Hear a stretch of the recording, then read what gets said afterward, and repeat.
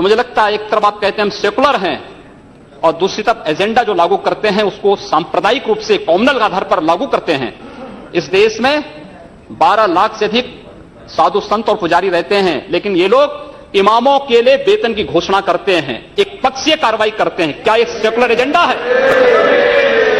दिल्ली की सरकार ने किया, पश्चिमी बंगाल की सरकार ने किया, महाराष्ट्र की सरकार ने किया। क्या यही सेकुलर एजेंडा है? सांप्रदायिक आधार पर ये लोग बांटते हैं समाज को। उसी प्रकार से उससे भी खतरनाक स्थिति, आतंकवादियों पर दायर मुकदमे वापस लिए जाते हैं और उसके बाद भी ये कहते हैं कि सांप्रदायिक हिंसा बनी रहे। महोदय, चर्चा का विषय होना चाहिए कि आखिर सांप्रदायिक कौन है, कौन है सांप्रदायिक? महोदय, जो हम लोगों ने जाना है, जो हम लोगों ने समझा है, इस सांप्रदायिक वह होता है जो कहता है कि मेरा इष्ट या मेरा देव या मेरा पैगंबर ही सर्वश्रेष्ठ है। उसके मानने वालों को तो जीवित रहने का अधिकार है, शेष को नहीं। मुझे लगता है वह सांप्रदायिक है। हिंदू जीवन दर्शन कभी इस बात की इजाजत नहीं देता। जियो और जीने दो पर विश्वास हमारा दर्शन करता है। और दुनिया की कौन सा मजहब और कौन सा ऐसी कौम है जिसको विपरीत परिस्थितियों में हिंदू दर्शन ने अपने यहां शरण न दी हो, उसको फलने फूलने का अवसर न दिया हो? कौन सा ऐसा है दुनिया के अंदर? लेकिन आज जिस हिंदू दर्शन ने सबको शरण दी, सबको फलने फूलने का भरपूर अवसर दिया, आज जब उसी के खिलाफ षड्यंत्र होना प्रारंभ होता है तो उसे एकजुट होना तो पड़ेगा ही। और मुझे लगता है इन लोगों के कर्मों का फल है कि पूरे देश का हिंदू जनमानस आज इस बात के लिए तैयार हो रहा है कि उसके खिलाफ आज शासन तंत्र से जो षड्यंत्र हो रहे हैं उसका जवाब अपने स्तर पर देना ही पड़ेगा। और आज वही स्थिति सामने आई है। महोदय, मैं पूछना चाहता हूं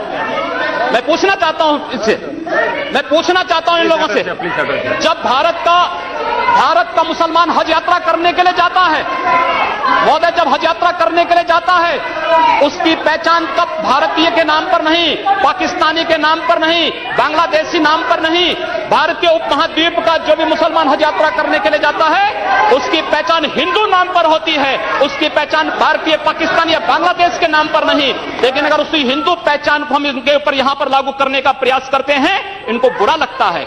हिंदू सांप्रदायिकता नहीं, हिंदू राष्ट्रीयता का प्रतीक है और भारत की राष्ट्रीयता का प्रतीक हिंदुत्व को बदनाम करोगे, उसकी कीमत चुकानी पड़ेगी इन लोगों को। और इसलिए महोदय, मैं आप सबके आपके माध्यम से एक बार कहना चाहता हूं, महोदय, एक बार गुरुदेव रविंद्रनाथ टैगोर ने कहा था, गुरुदेव रविंद्रनाथ टैगोर ने एक बात कही थी।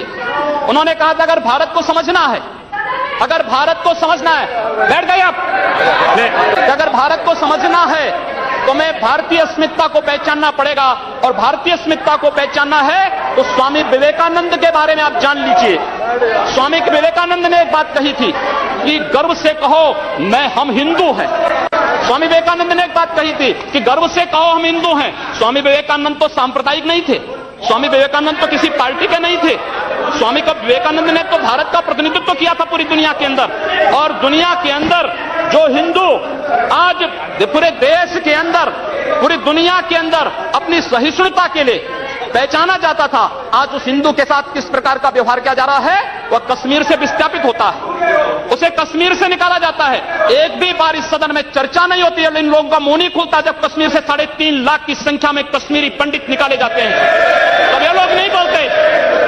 पिछले 2012 में असम के अंदर 3 महीनों तक बोडो जनजाति के लोगों को मारा जाता रहा, कोई नहीं बोला। महोदय, कोई नहीं बोला।